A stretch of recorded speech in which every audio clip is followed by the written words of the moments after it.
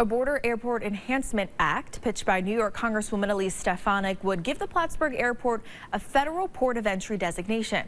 Channel 3's Rachel Mann explains what that would do for Clinton County.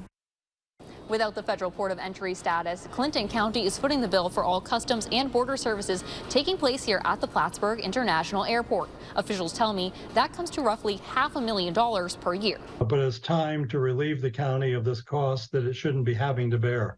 Gary Douglas, president of the North Country Chamber of Commerce, says it's unfair Plattsburgh is one of only 2 airports within 50 miles of the border paying for their own customs services. We put to much better uses to develop services and activities, modernize facilities, and do things that benefit the mission. Plattsburgh International started offering these border services in 2019 with hopes of offering international commercial passenger flights. Airport Director Chris Craig says COVID put that on hold, but they're hoping to make a few deals soon. Having the port of entry designation would certainly help us to attract, continue to have those conversations with international carriers. Though there aren't currently international passenger flights, they've been handling about 400 general aviation flights from international ports since opening custom and border services. Before, the airport only had single-digit flights in that department. We've averaged about, since 2020, we've averaged about 1,500 international arriving passengers that are coming into our general aviation. Craig says currently the airport produces about $15 million in revenue, and welcoming commercial international flights would only make that number go up.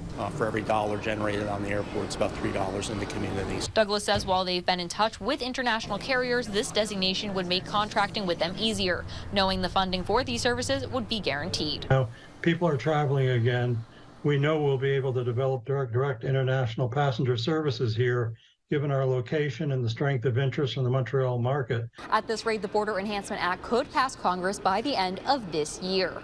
New York Senators Chuck Schumer and Gillibrand have also been supporters of this designation. In Plattsburgh, Rachel Mann, Channel 3 News.